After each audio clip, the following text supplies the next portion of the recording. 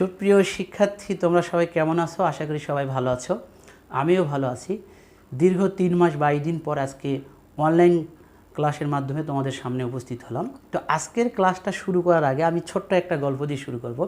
গল্পটা হচ্ছে বিজ্ঞানী নিউটনকে নিয়ে। তিনি লন্ডন বিশ্ববিদ্যালয়ে পড়ালেখা করতেন। 1665 সালে সেখানে মহামারী প্লেগ রোগ দেখা দেয়। তো তখন বিশ্ববিদ্যালয় বন্ধ, তখন তিনি গ্রামের বাড়িতে চলে আসেন। প্রায় 1.5 বছর বন্ধ ছিল।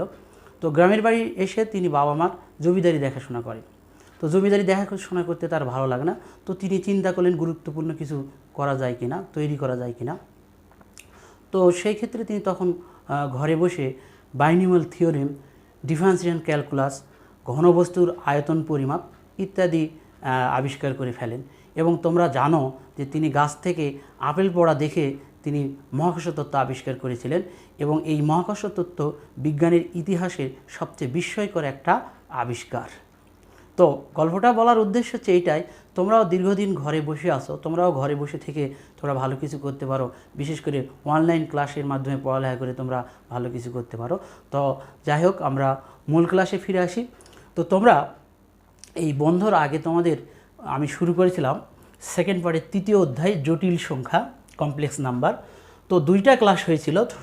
তো 2টা ক্লাস কি পড়ানো হয়েছিল হয়তো দীর্ঘদিন পড়ার হয়নি, হয়তো তোমরা অনেকে বলতে পারো যে স্যার আমরা ভুলে গেছি। তো ভুলে গেলে চলবে না, কারণ পড়ালেখাটা তোমাদেরই করতে হবে।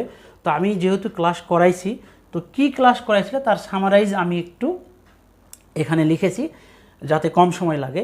তো এখন দেখো আমি একটু দেখাচ্ছি যে বিগত 2 ক্লাসে কি পড়ানো হয়েছে। আমরা জটিল সংখ্যা কী বা জটিল সংখ্যা কাকে বলে আমরা এটা বলেছি। জটিল সংখ্যা হচ্ছে, দেখো a+ib আকারের সংখ্যাকে বলা হয়েছিল জটিল সংখ্যা। z = a+ib। জটিল সংখ্যাকে z দ্বারা প্রকাশ করা হয়, কারণ জটিল মানে z দ্বারা পূর্ণ সংখ্যাও কিন্তু প্রকাশ করা হয়। তো অনেকে প্রশ্ন করে যে z দ্বারা কেন প্রকাশ করা হয়েছে।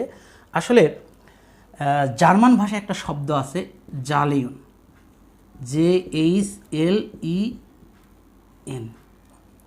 তো এই জালেন শব্দ থেকে জেড শব্দটা আসছে। তো জালেন মানে সংখ্যা বোঝায়। তো এই কারণে হয়তো z = a+ib। তাহলে a+ib আকারের সংখ্যাকে আমরা বলেছিলাম জটিল সংখ্যা বলে। এখানে আইটা কি, আয়ের পরিচয় হচ্ছে, আইকে বলা হয় ইমাজিনারি ইউনিট। দেখতে পাচ্ছ তোমরা লেখা আছে আই হচ্ছে ইমাজিনারি ইউনিট বা কাল্পনিক একক। আর আয়ের মানটা বলা হয়েছে আই মানে বর্গমূল অফ -1। দেখতে পাচ্ছ তো, বর্গমূল অফ -1 যদি এগুলো পড়ানো হয়েছে। এবং আয়ের বিভিন্ন মান কিভাবে আসে বা আয়ের ঘাত বিভিন্ন দিলে কত হবে সেটাও তোমাদের দেখানো হয়েছিল। যেমন i², i³, i4, i10, i100, i⁻, আমার মোবাইল নাম্বার দিয়ে তোমাদের দেখাইছিলাম, এটা আমরা দেখাইছি। তারপরে অনুবন্ধী জটিল সংখ্যা কাকে বলে।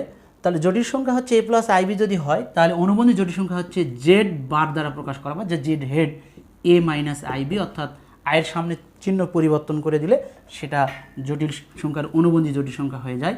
তো অনুবন্ধী জটিল সংখ্যা সম্পর্কে তোমাদের আরও কিছু বলা হয়েছিল, যোগ, বিয়োগ, গুণ, ভাগ ইত্যাদি বলা হয়েছিল। এরপর পড়ানো হয়েছিল মডুলাস এবং আর্গুমেন্ট।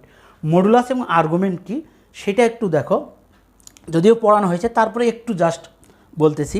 তারপরে পড়ানো হয়েছে পোলার আকৃতি। তো মডুলাস ও আর্গুমেন্ট বোঝানোর জন্য দেখো আমি পাশে একটা চিত্র আঁকাই আছে, এই চিত্রটা একটু দেখো। এই চিত্রটার জ্যামিতিক, অর্থাৎ জটিল সংখ্যার এটা জ্যামিতিক রূপ বলা হয়। এই জ্যামিতিক রূপটা দিয়েছে রবার্ট আর্গন।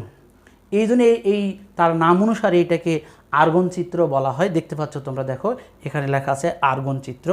এই চিত্রটার অঙ্কনে দেখো এখানে z = x + iy হয়, তাহলে এই পয়েন্টটা আমরা xy ধরেছি। এখান থেকে দেখতে পাচ্ছ তোমরা চিত্রে ON মানে হচ্ছে x আর PN মানে হচ্ছে y। তাহলে এই ক্ষেত্রে আমরা এটা যে সমকোণী ত্রিভুজ হয়, তাহলে এখান থেকে OP = পাবো √x² + y²। এই যে এখান থেকে এই পর্যন্ত দূরত্ব, অর্থাৎ O থেকে P পর্যন্ত যে দূরত্বটা, সেই দূরত্বটাই হচ্ছে আর মানে আমরা পেয়ে যাচ্ছি দেখো x² + y² = r², সমকোণী ত্রিভুজ থেকে। বুঝতে পারছো তো?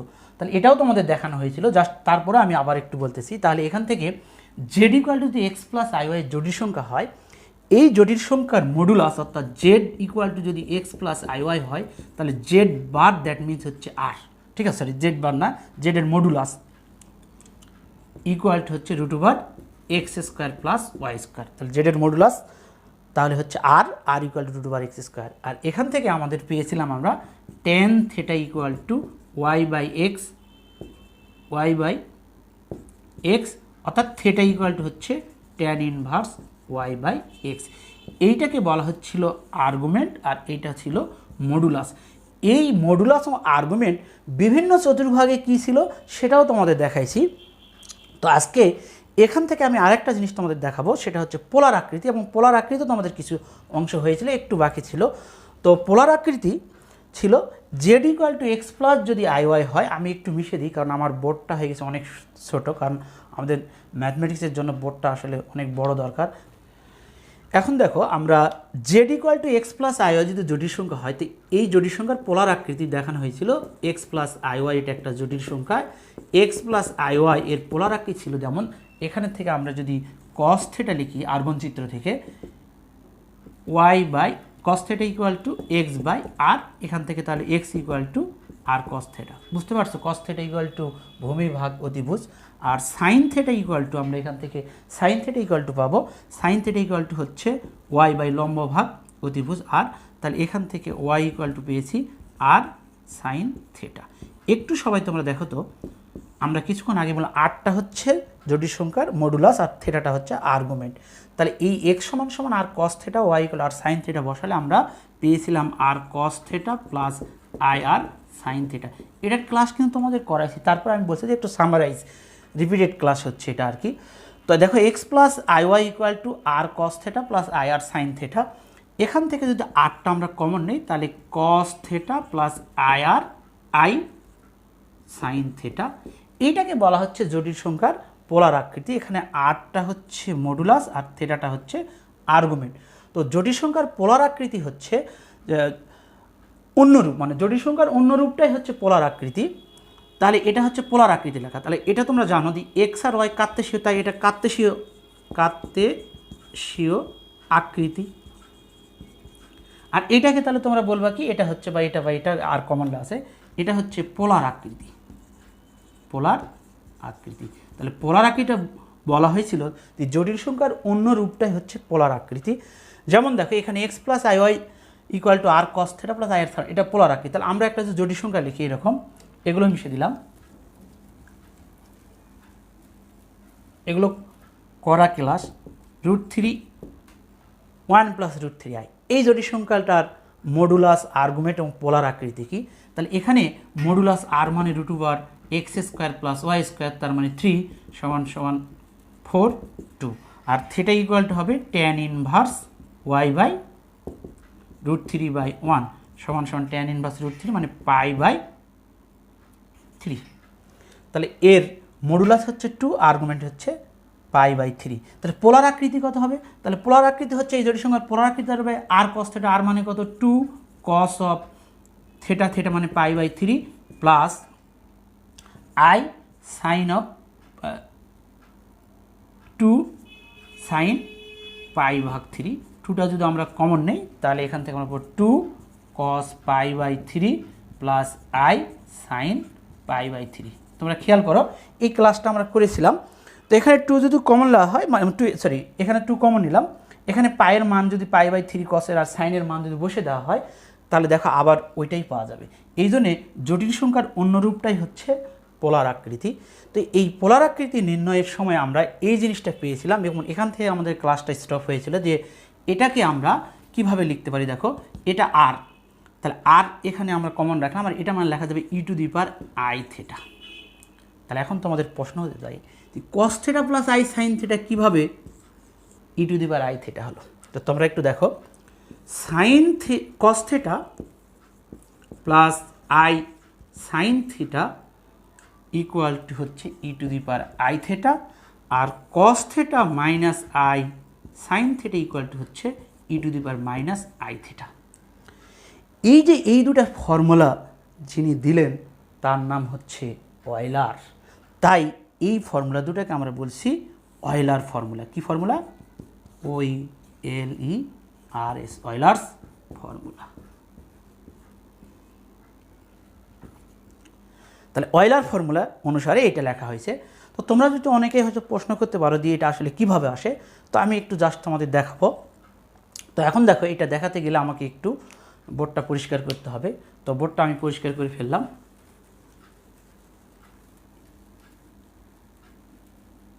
বোর্ডে ছোটো হওয়ার কারণে বেশি লেখা যাচ্ছে না।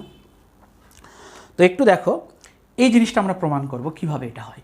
তো তোমরা জানো ফার্স্ট ইয়ারে তোমরা ক্যালকুলাসে পড়েছো e⁻x = 1 plus x by factorial 1, ঠিক আছে? তো plus x² by factorial 2 plus x³ by factorial 3 plus x⁴ by factorial 4 ... infinity. আর আরেকটা তোমরা জানো cos x = 1 minus x² by factorial 2 plus x⁴ by factorial 4 plus তার মাইনাস ... ইনফিনিটি। আর sine এক্সের ধারা ছিল x minus x³ by factorial 3 plus x⁵ by factorial 5 minus. তাহলে এগুলো হচ্ছে বিস্তৃতি বা ধারা, কিন্তু এটা কার অনুসারে পাওয়া যায়? তোমাদের ক্যালকুলাসে ফার্স্ট পার্টে ম্যাকলনের ধারা অনুসারে এটা নির্ণয় করা যায়। তো ম্যাকলনের ধারাতে তোমাদের এগুলো দেখানো হয়েছিল, বা তোমাদের লিমিটের অঙ্ক করার সময় এগুলো দেখানো হয়েছিল ফার্স্ট ইয়ারে। তো যদি না মনে থাকে ফার্স্ট পার্টের বইটা বের করে দেখবা। যদি অনেক সময় ভুলে যাও তাহলে সেই ক্ষেত্রে এগুলো মুখস্থ রাখতে হবে। এই জন্য আমি অনেক সময় বলি যে জিনিসটা তোমরা মুখস্থ করবা বা রাখতেই হবে, কাজে লাগবে, সেটাকে আমি বলি ATM, অর্থাৎ একেবারে টানা মুখস্থ করে রাখবা। কিন্তু আসলে এগুলো বের করা যায়, কিন্তু প্রয়োজনে এখন মুখস্থ। এখন তুমি যদি এই সময় যদি এটা বের করে অঙ্ক করতে যাও তাহলে তোমার অনেক সময় লাগবে। তো এখন দেখো এখান থেকে আমরা এই জিনিসটা প্রমাণ করব। আমি মিশিয়ে দিলাম। তাহলে একটু খেয়াল করো e⁻x মানে এটা হয়, তাহলে এক্সের জায়গায় আমরা হাতি গরু ঘোড়া যা দিব সেই অনুসারে হবে। তো এক্সের জায়গায় আই যদি আমি থিটা দিই তাহলে তোমরা বলবা এক্সের জায়গায় যদি আমি এক্সের জায়গায় আমি ix দিলাম, থিটা দিব না, ix দিলাম। তাহলে ix যদি দিই তাহলে কী আসবে দেখো তো, 1 plus ix factorial 1 plus I² by factorial 2, ঠিক আছে? তো দেখে দেখে মান বসাও। তাহলে এই জায়গায় আমরা এক্সের জায়গায় ix বসাচ্ছি, তাহলে I³ by x³ by factorial 3, এখানে আসবে I³ I⁴ x⁴ by factorial 4, এভাবে চলতেই থাকবে। দেখো এক্সের জায়গায় আমরা ix বসালাম। তাহলে একটু খেয়াল করো যে এই যে জায়গায় I² আছে বা I³ আছে, তো এই মানগুলো আমরা তোমাদের প্রথম ক্লাসে এটা দেখানো হয়েছিল আয়ের পরিচয়। তো তারপরেও দেখো আমি বলছি, তোমরা জানো I মানে বর্গমূল অফ -1, I² মানে -1, I³ মানে হচ্ছে -i, I⁴ মানে I² × i, -1 × -1 তার মানে 1, I⁴ I⁵ মানে হচ্ছে i। এভাবে I⁶ মানে কি হবে? তো তোমাদের এগুলো দেখানো হয়েছিল। তারপরে আমি বোর্ডে আবার লিখে রাখলাম। দেখো I² মানে মাইনাস হয়, তাহলে I³ মানে I² × i, এটাই দেখানো হয়েছিল। তো এখন দেখো এই অনুসারে যদি আমরা এটা লিখতেই থাকি যে I⁵ x⁵ divided by factorial 5, এটা চলতেই থাকবে। আমরা শুধু এক্সের জায়গায় ix বসালাম। তাহলে এখন আমরা এটাকে যদি আয়ের মানগুলো বসিয়ে দিই, 1 প্লাস ix বাই ফ্যাক্টোরিয়াল 1, এখানে আয়ের মান বসানোর দরকার নাই, স্কোয়ার। তাহলে এখানে I² মান -1, বুঝতে পারছো তো, I² -1, তাহলে x² বাই ফ্যাক্টোরিয়াল 2। এখানে I³ এর মান কত? I³ মানে হচ্ছে I² × i, তার মানে I³ এর মান হচ্ছে মাইনাস, তাহলে এখানে আসবে -ix³ বাই ফ্যাক্টোরিয়াল 3, এখানে আসবে x⁴ বাই ফ্যাক্টোরিয়াল 5, এখানে আসবে ix⁵ বাই ফ্যাক্টোরিয়াল 5, ঠিক আছে? তো এই তাহলে এবার আমরা দেখো এখানে দুইটা করে পার্ট পাওয়া যায়, কিছু বাস্তব অংশ পাওয়া যাচ্ছে আর কিছু কাল্পনিকতা। আই যার সাথে আছে সেটা হচ্ছে কাল্পনিক, বুঝতে পারছো তো? তাহলে এখানে খেয়াল করো যে আমরা যদি 1 মাইনাস x²/2 অর্থাৎ বাস্তবগুলো একসাথে লিখি, প্লাস x⁴ বাই ফ্যাক্টোরিয়াল 4, তারপরে অবশ্যই তাহলে এটা মাইনাস আসবে। যদি 6 লেখা হতো তাহলে অবশ্যই এটা মাইনাস আসতো, ঠিক আছে? এইবার এভাবে ডট ডট দিয়ে দিলাম। এবার দেখো তো খেয়াল করে এখানে আই, এখানে আই, এখানে আই, আমরা সব আইগুলোকে কী করব? কমন নিব। কমন যদি নেই তাহলে আমরা পাবো x minus x³ by factorial 3 plus x⁵ by factorial 5, plus minus অবশ্যই এটা মাইনাস আসবে। এবার শিক্ষার্থী বন্ধুরা তোমরা উপরের দিকে তাকাও তো, এইটা মানে কি লেখা যাবে? এইটা মানে লেখা যাবে cos, কি লেখা যাবে? এক্স, আর এই যে প্লাস আই এইটা মানে লেখা যাবে সাইন এক্স। তার মানে e to the power i x equal to cos x plus i sine x. আমরা মনে হয় এটাই লিখেছিলাম। তো আমি আগেই বললাম যে আমার বোর্ডটা অনেক ছোট হয়ে গেছে, ওই জন্য লেখা বেশিক্ষণ রাখতে পারছি না, অল্প লিখেই আমাকে পরিষ্কার করতে হচ্ছে। তো তোমাদের কষ্ট হলে একটু দেখো সবাই। তো আমি এটা মিশিয়ে দিলাম। এইবার এখান থেকে একটু সবাই খেয়াল করো যে এখানে i x equal to cos theta plus i theta, মানে sorry, e to the power i x equal to cos x plus i sine x. আমরা এখানে এক্সের পরিবর্তে এখন বিভিন্ন মান দিব। আমি যদি এক্স ইকুয়াল টু থেটা বসাই তাহলে e to the power i theta plus cos theta plus i sine theta. ঠিক দেখো তো, এক্সের পরিবর্তে আমি থেটা দিচ্ছি, তাহলে এটা হলো। এবার দেখো আমি এই থেটার পরিবর্তে এক্সের পরিবর্তে থেটা চেঞ্জ করলে এটা হবে। এবার থেটার পরিবর্তে আমি যদি এটাকে পাই দিই, থেটা সমান সমান পাই হলে, ঠিক আছে, এক্সের থেটা দিই এটা বসালে আর কি, এটা পাই হলে তাহলে আমরা পাবো e to the power i pi equal to cos pi plus i sine pi. দেখতে পাচ্ছ তো সবাই?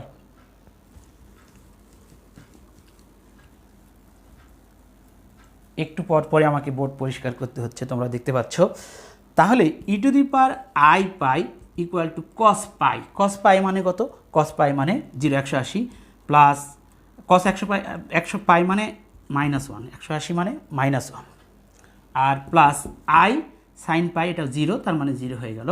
এখান থেকে আমরা পাবো e to the power i pi plus 1 equal to 0। একটু সবাই খেয়াল করো, আমরা এখানে পালাম e to the power i pi plus 1 equal to 0।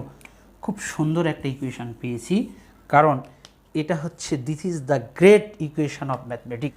E to the power i pi plus 1 equal to 0, এটা কেন গ্রেট ইকুয়েশন একটু আমি তোমাদের বলবো। কারণ এখানে ম্যাথমেটিক্সের যত জল্পনা কল্পনা সব জিনিস কিন্তু এর মধ্যে আছে। যেমন দেখো এখানে আমি যদি ই সম্পর্কে তোমাদের বলি, তাহলে ই এর ক্ষেত্রে তোমরা দেখতে পাচ্ছ ই মানে এটা একটা অমূলত সংখ্যা। ই এর মান তোমরা জানো যে ই এর মানটা হচ্ছে 2 এর থেকে বড় আর 3 এর থেকে ছোট। ই একটা অমূলত সংখ্যা। এখানে আই আছে, আই মানে হচ্ছে বর্গমূল অফ -1, যেটা আমরা কাল্পনিক নাম্বার হিসাবে, একক ইমেজিনারি ইউনিট হিসাবে চিন্তা করি, মানে আই নিয়ে অনেক আমরা কিছু জানি। তো এরপর দেখো পাই, পাই তো জানো পায়ের মান ম্যাথমেটিক্সে নির্ণয় করতে করতে এখনও শেষ করতে পারিনি, কারণ পায়ের মান জানো তোমরা 3.14159269783979323846, অর্থাৎ আমি 20টা ডিজিট পর্যন্ত পারলাম। তো এরকমভাবে তোমরা আরও একটু মুখস্থ করে নিও হয়তো। তাহলে পায়ের নিয়েও আমাদের কোনো শেষ নাই। তার মানে কি, আর একটা জিনিস এখানে পাশে জিরো, জিরোও কিন্তু কেউ বলতে পারছে না যে আসলে জিরোটা কি, জিরো পজিটিভ না নেগেটিভ, এটা নিয়েও অনেক কথাবার্তা আছে। তাহলে যত রহস্যময় জিনিসগুলো সব এই ইকুয়েশনের মধ্যে পাওয়া গেছে, ঠিক আছে। তাহলে আমরা e to the power i pi plus 1 equal to 0, এটা ম্যাথমেটিক্সের একটা গ্রেট ইকুয়েশন, ঠিক আছে। এবার চলে আসো, আমরা আজকে প্রুভ করেছি। কি প্রুভ করলাম? E to the power i theta equal to আমরা প্রুভ করলাম cos theta plus i sine theta, ঠিক আছে।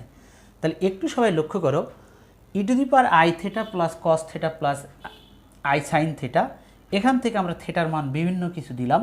এবার আমরা থেটার পরিবর্তে যদি এন থেটা দিই তাহলে কি হবে? থেটার পরিবর্তে যদি π/2 দিতাম, একটা পাই দিলাম, তাহলে π/2 যদি দিই তাহলে কি হবে? একটু π/2 দিয়ে দেখি। এখানে আই ইন্টু π/2 এটাও দিচ্ছি পরে। তাহলে এখানে পাচ্ছি cos π/2 প্লাস আই সাইন π/2। তাহলে একটু সবাই লক্ষ্য করো, এখানে ই টু দি পাওয়ার আই π/2 আর এখানে cos π 0 আর এখানে হয়ে গেল 1, তার মানে আই, ঠিক আছে। তাহলে এটাকে এভাবে লেখা যাবে না, ই টু দি পাওয়ার π/2 তারপর আমি দিলাম আই, আচ্ছা ই টু দি পাওয়ার আই π/2 এখানে লেখো e to the power i π/2 into, আর এখানে আমি আই নিলাম পাওয়ার, এখানে তাহলে আইয়ের পাওয়ার, এখানে তো 0 প্লাস আই মানে আইয়ের পাওয়ার নিলাম। তাহলে একটু খেয়াল করো, এটার সাথে এটা কিন্তু গুণ, তাহলে e to the power i square π/2 equal to হচ্ছে i to the power i. তাহলে আই স্কোয়ার মান কত? -1, তার মানে এখানে -π/2 equal to i to the power i। তো তোমাদের দেখো আয়ের পাওয়ার বিভিন্ন দিয়ে দেখানো হয়েছিল, আজকেও একটা তোমরা দেখতে পারলে যে আয়ের পাওয়ার যদি i দেওয়া হয় তাহলে ই টু দি পাওয়ার -π/2 হয়। একটু সবাই খেয়াল রাখবা, অনেক সময় তোমাদের কাজে লাগতে হবে যে আয়ের পাওয়ার i দিলে কী হয়, আয়ের পাওয়ার -49 দিলে কী হয়, এগুলো আমরা দেখেছি। আয়ের পাওয়ার মনে করো 100 দিলে কী হবে, আয়ের পাওয়ার 1000, আয়ের পাওয়ার বিভিন্ন সংখ্যা দিলে কী হয় সেটা আমরা দেখেছি। আজকে শিখলাম আয়ের পাওয়ার যদি i দেওয়া হয় তাহলে কি হবে। এরপর চলে আসো এই থিটার পরিবর্তে যদি আমরা এন থিটা বসাই, ঠিক আছে, থিটার পরিবর্তে যদি আমরা এন থিটা বসাই তাহলে e to the power i n theta equal to হবে cos of n theta plus i sine of n theta. Okay, তাহলে এটাকে আমরা এইভাবে লিখতে পারবো e to the power i theta তার পাওয়ার হচ্ছে এন, কারণ এটার সাথে এটা গুণ, তাহলে e to the power i n theta থাকবে, তাহলে cos of n theta plus i sine of n theta. ঠিক আছে, তাহলে একটু সবাই লক্ষ্য করো যে এইটা মানে কি, what is this, this is e to the power i theta equal to cos theta plus i sine theta. Okay, তাহলে এটা মানে লিখতে পারবো cos theta plus i sine theta তারপর n equal to cos n theta plus i sine n theta. তাহলে একটু লক্ষ্য করো cos theta plus i sine theta তারপর যদি n দেওয়া হয় তাহলে cos of n theta plus i sine n theta. কত সুন্দর একটা ফর্মুলা। এই ফর্মুলাটি যে আবিষ্কার করলো তার নাম হচ্ছে ডি ময়ভার্স ফর্মুলা। একটু সবাই খেয়াল করো যে ডি ময়ভার্স ফর্মুলায় আমরা এইটা আমাদের কি কাজে লাগে, কারণ এইটা আমাদের দেখো অনেক সময় তোমাদের অনেক বড় বড় প্রবলেম সলভ করার জন্য এটা কাজে লাগবে। যেমন cos of theta plus i sine theta তারপর মনে করো এখানে দেওয়া থাকলো মনে করো 4, তাহলে অনেকে দেখা যাচ্ছে এটা সূত্র ভাঙাই দিয়ে এটা করবে, এটা সমান আসলে কী আসবে, তাহলে তোমরা এই সূত্র অনুসারে খুব সহজে লিখতে পারবা cos of 4 theta plus i sine of 4 theta.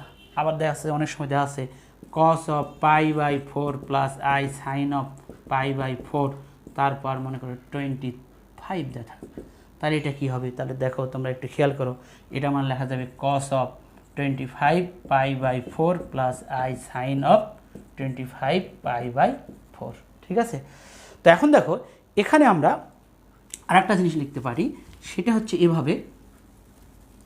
অনেক সময় তোমাদের পোলার আকৃতির ক্ষেত্রে বা মডুলাস আর্গুমেন্টের ক্ষেত্রে 1 + √3i তারপর 10, এই জটিল সংখ্যার মডুলাস আর্গুমেন্ট ও পোলার আকৃতি সাধারণত পার আকারে এটা শেখানো হয়নি, গুণ আকারে ভাগ আকারে দেখানো হয়েছিল।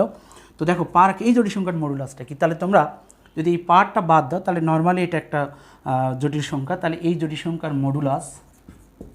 Modulus r equal to √x² plus y² 1 + 3 তারপর 4 2, তাহলে যেহেতু এটা মডুলাস এর পাওয়ার কত 10, তাহলে এটাকে আমরা দেখতে পারবো, তাহলে অতএব মডুলাসটা হবে 2 টু দি পাওয়ার 10, পাওয়ার থাকলে পাওয়ার হবে।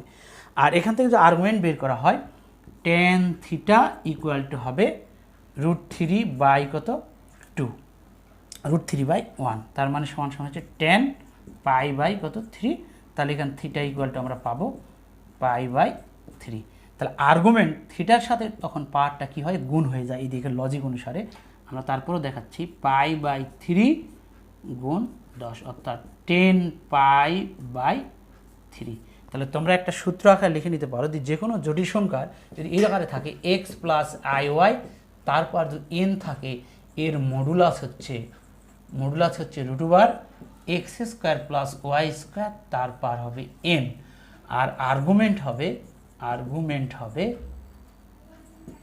হবে tan ইনভার্স y/x তার সাথে গুণ হবে n, তাহলে আর্গুমেন্টের সাথে n গুণ হবে, এটা কিন্তু গুণ, ঠিক আছে, দেখো এটা গুণ আর এটার পাওয়ার।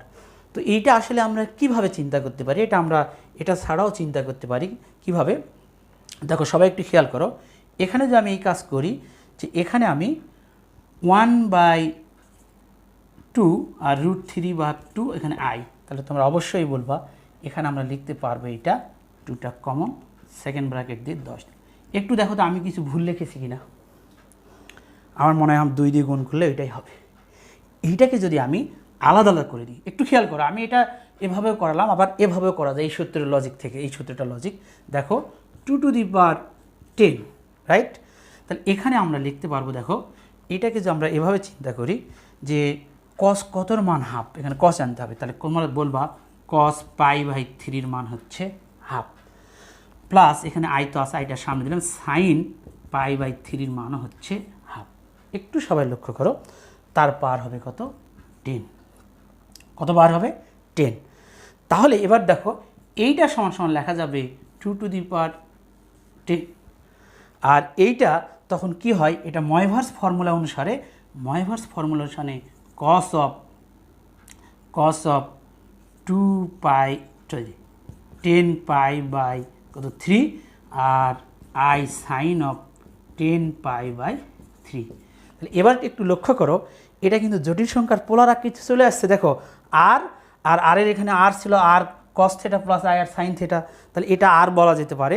তার মানে এইটা মানে হয়ে গেল মডুলাস, আর কনে যেটা থাকলো সেটা হচ্ছে আর্গুমেন্ট। কারণ তোমাদের এখানে দেখাইছিলাম, আজকেও দেখানো হয়েছে যে cos theta plus i r plus sine theta, আর এখানে আর, এইটা ছিল মডুলাস আর থেটাটা ছিল আর্গুমেন্ট। এটাকে সংক্ষিপ্তভাবে লিখলে আমরা তো এটাও লিখতে পারি আর e⁻i থেটা। এখানে আর এর বৈশিষ্ট্য কী বলা হয়েছিল? মডুলাস, আর থেটার হচ্ছে আর্গুমেন্ট।